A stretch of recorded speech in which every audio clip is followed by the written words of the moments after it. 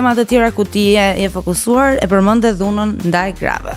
Po, edhe kjo është. Edhe kjo duket sikur në një far pike shoqërinë ka filluar ta lodhi mbase nuk jam e duhur duke u treguar sakt me termat, po njerëzit lodhen, ama se na keni lodhur me këto.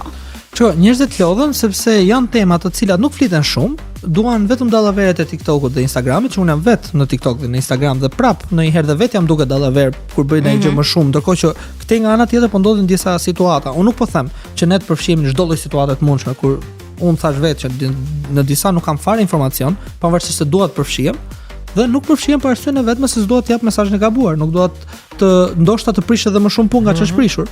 Por janë disa çështje që janë të ditura që shumica e grave ose vajzave kur dalin darkë, dalin me frikë dhe sot kësaj dite, sepse i ka ndodhur një histori dhe meshkujt nuk e kuptojnë, nuk arrin ta kuptojnë këtë.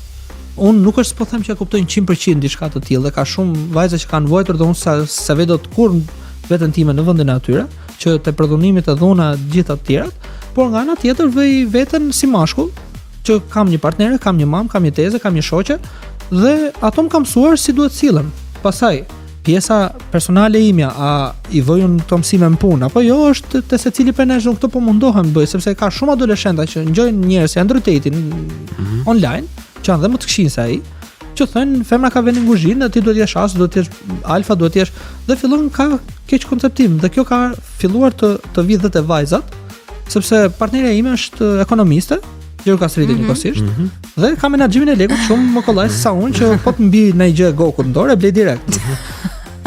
Dhe financat i mban re, duke qenë edhe profesioni, po edhe më me këmbëtok. Menaxheri më mirë para. Jo artiste. Dhe paguajti ishim në kafe, paguajti, shkojmë banjë dhe ajo kamarierja vajzë erdhi dhe më tha, gjithë ky çun ti me kostum, tha pagun vajza, tha sketur. Domethënë është e pasuar dhe në ç'a mendësie, ha? Domethënë ç'a mendësie. Po them këtë tjetrën, më në fund partnerja ime vjet mendoi, tha, pëlqen trupi im, tha, dua ta nxjerr foto, nxori foto me në plazh bashkë me mua vetëm. Dhe më ka shkruar vajza mua në Instagram, si e le gruntit postoj kështu foto. Po e fillove fjalën, unë e lej, nuk e lej nga të dy anët, për mua je zero. Se kush je ti?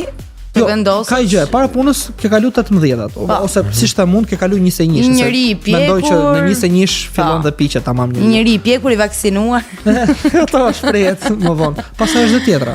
Nëse babai i rejas nuk ka thënë gjë, kush jam unë e para. Kur them babai i rejas në kuptimin për diçka X që bën, për veshjen, për çfarë do të bëjmë jetën e vet, e për gjitha ka dorë personi. Dhe për çdo gjë tjetër pasaj e vendosin në çift. Siç është ekonomia përbashkët, është shtëpia, është qefi, është kur janë interesat përbashkët. Unë i them njerëzve, më fal që po e them kaq shtroç, po duhet ta di që se gati është klemi, thuaje. Jo, nuk është kritik. Është njerëzit duhet të dashurojnë më shumë, duhet të flasin më shumë, të miqësohen më shumë, të ta kuptojnë që jo çdo fjalë është flirt. Njëkohësisht të fillojnë të shirojnë pak seksualisht, sepse janë shumë të migraktuar dhe kjo sjell ato që kemi dëgjuar në kronika. Shumë gjëra të tjera.